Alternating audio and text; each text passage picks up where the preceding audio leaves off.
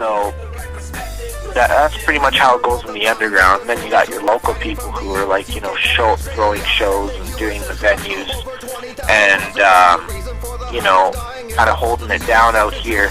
But the big shows are, you know, G-Man and Risk and Mr. Sean Lala, who, like, you know, bring out Lil Wayne, or they'll bring out Jay-Z, or, you know, Snoop, or someone like that, right? Yeah. And connect with Live Nation, which is the #1 people who, you know, bring in roughly 1,500 to 2,000 people for a show. Wow. Well, and Vancouver is a very tight-knit community. Like, we don't have actually very many people, but we have the Olympics coming out in February of 2010. So definitely a lot of people are really knowing what's going on in the scene out here, because the underground is very thick and very rich, you know. Maybe not for battling, but just showcasing. So that's been a bonus for me of getting people noticed for their work. Yeah. Any advice you want to give aspiring artists or people that want to really work in the underground scene? Get your business proper. Get your things together. Make sure you have a proper mastered CD. You have a proper package. You know, a nice written bio, and your tracks are banging, you know. Make sure you have good beats and a good element to your work and good flow. The better the flow, the higher the internet grind, the heavier the way of you projecting yourself, the more notice you get. And that's my trick, is meeting people and just being up at them and being like, you know, this is what I do, this is who I am, this is how I hold it down, here's a flyer, check out my website, and know the name.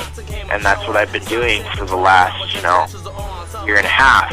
Like, I met Masia One, big ups to Masia One. She's from here, but, you know, she works out in Toronto. And, you know, Team Offense has come out here. Art of Fresh has come out here with D.O. and Mike Boogie, Sick Tricks.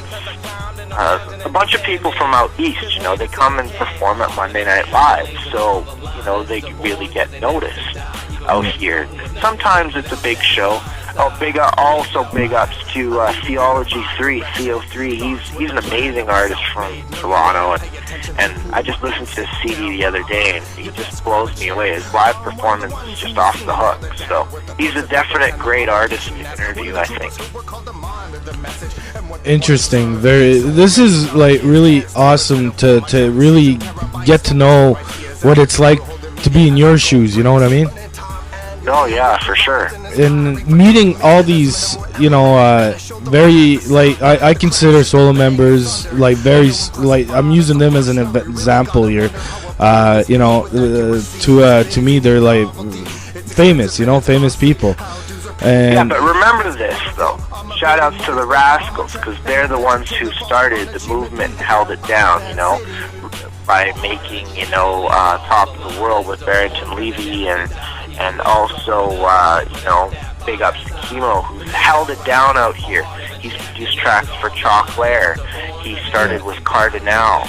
You know, he's worked with Julie Black. Who else has he worked with? Quite a few different artists out east, you know, who have actually made a name out in Toronto. Like some of the hottest singles.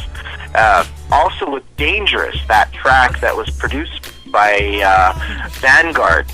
That is DJ Chemo's group, which is, I believe, 7 to 9 producers who all collaborated on that beat and had Akon and Cardinal do that song. And, you know, shout outs to them for getting a Juno this year. And big shout out to Classified from the East Coast, because they're very awesome too. Hell yeah, like I said, and big ups to Red One, because he's also holding it down out here. He has this independent label called Kilowatt Records, and he's definitely holding it down. Like, you know, Misfit, he's not really intertwined with the Rascals anymore. Like, he's out east in Montreal or whatever doing his thing. I know that they're gonna make a new album, but you know, they're all set on their solo ventures. But they made it happen for Van City. You know, they were the first to be really noticed. And also big shout outs to my homie Kilo C and just trying to think of who I'm thinking about. Yeah, and the Incredible E's, because those are the guys who definitely hold it down. EQ, and that was Incredible E's and Quaves, which dropped the first album in Vancouver in 1991 called Swellsville. And I actually have a copy of that, but I'm not allowed to show people because it's like, you know, gem, just like the QC tape, right? So, you know, they're the ones who got Vancouver notice on the map, and then the Rascals did their thing, and then Swollen Members held it down as well. Yeah. So, you know, we have all those acts in all different years that have really expanded and made the name for Vancouver out here. So it's not only just Swollen Members, it's also the Rascals and, you know, many other artists who even were before the Rascals who held it down. See, that's why I run the VC Archives, so I want people to know that, you know, it's not just one act, it's many acts. Well, I was just kind of using that as an example, so... No, that's cool. I'm just letting you know. It's just for the great interview that you're working with me on. I just want people to know that it's not just one act. It's many acts and different artists out here. Because I don't want to be called out and be like, okay, in your interview, you just said Swollen Members. You know what I'm saying? Yeah. Well, I mean, I'm talking from Timmins, because here in Timmins, the only way we can have a really good hip hop show is bringing somebody that's well known, right? Because yes, I've been to a show which was pure underground, locals only, and they're lucky to have 3 people to show up. Right, most definitely. So it's more of a punk and metal scene here, but I mean, we're trying to bring in more acts, but the city are a bunch of retards, you know. They depend on the locals to throw this kind of stuff because they never want to put money into it. Mm-hmm. So we need people like you and us to, you know, to bring this kind of stuff out. And I don't know, man.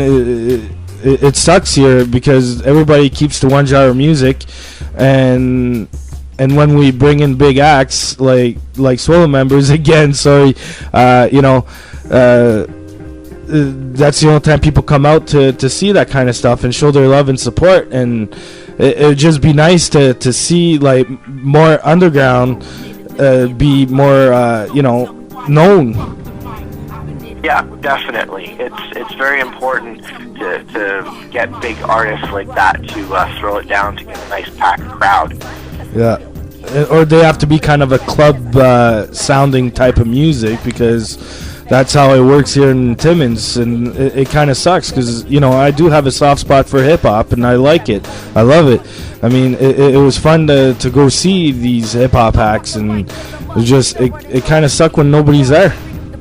Yeah, most definitely. Well, we have the same thing out here. If you're not really noticed and you didn't do a good promotion or a heavy grind, and you're not really known, many people won't come to your show. So it's all about really getting on those social network sites and getting on your Facebook and promoting events and letting people know, you know, that's kind of how we're doing it out here. And like, you know, there's all different shows. It just depends on whose crew supports who. That's the thing we have out here.